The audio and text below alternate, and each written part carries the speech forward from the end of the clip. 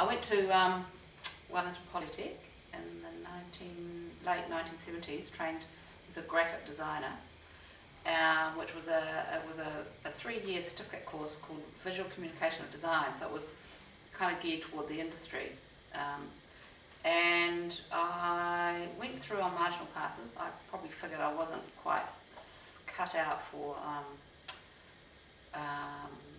the industry, if you like, so I went teaching, and I came up to Auckland and I taught at secondary schools, and so I've always had this income from teaching, so I haven't had to rely so much on my art practice to provide an income, which is quite fortunate. It does give you a bit more freedom with your practice.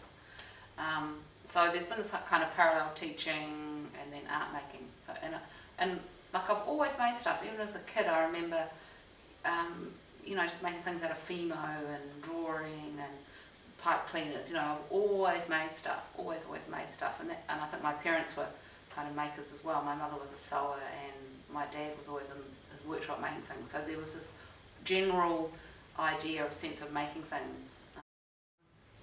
Also, a lot of that was to do with what the traditional kind of women's art, you know, using crochets and crochet and shells and, you know, the traditional woman craft, and I was sort of trying to dig around again, I guess, at maybe how male the art world can often be.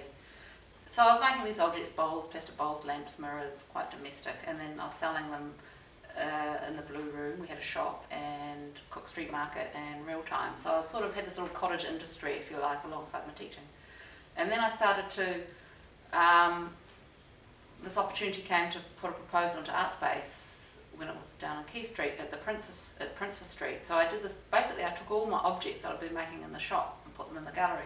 And then suddenly I could see the context of the placement of the objects in the gallery changed.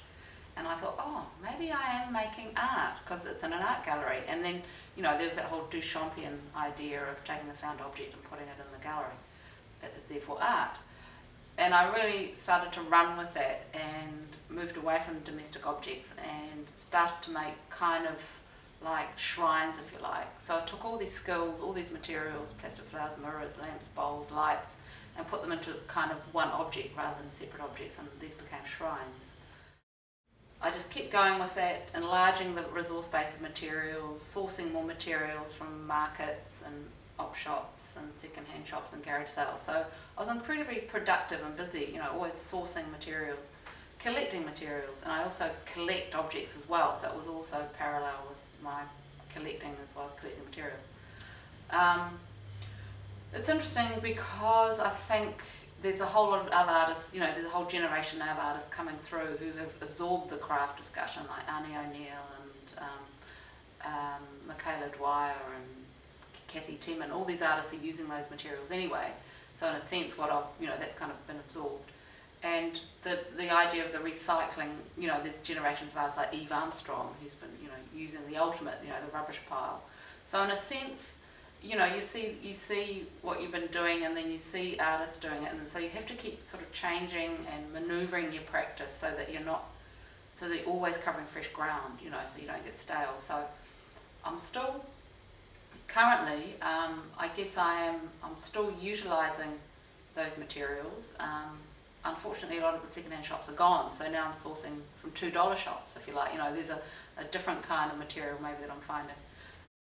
I'm still using materials that are around me. You know, I feel very reluctant to overinvest in my work and my practice. And it's really current. I think recycling is more current than it's ever been, which is interesting. You know, since my 30 years of practice, when I was recycling, it was sort of a novelty, but now it's become important, you know.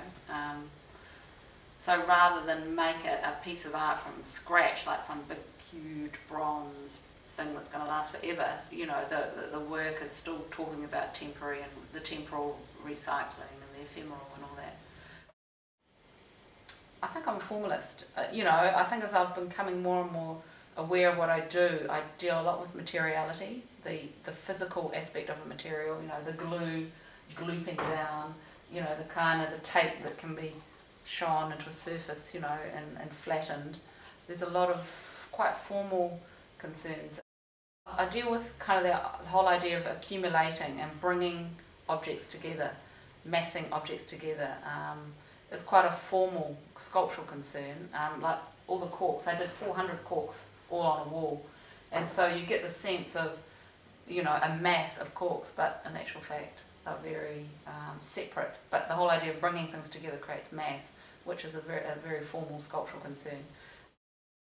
I think it's really important as an artist, and this is something I've learned over the years, and it's something about understanding your own creativity. And a lot of it is risk taking, like you take risks. And sometimes you have to consciously put yourself in that place to take a risk so that something really good can happen. It's like the best things that happen are accidentally, and the only way that can happen is if you're in your studio making stuff. It's not going to happen watching TV, it's not going to happen while you're reading a book. It's only going to happen when you're touching, physically thinking about making something using a material, that will happen, that moment where something magical happens.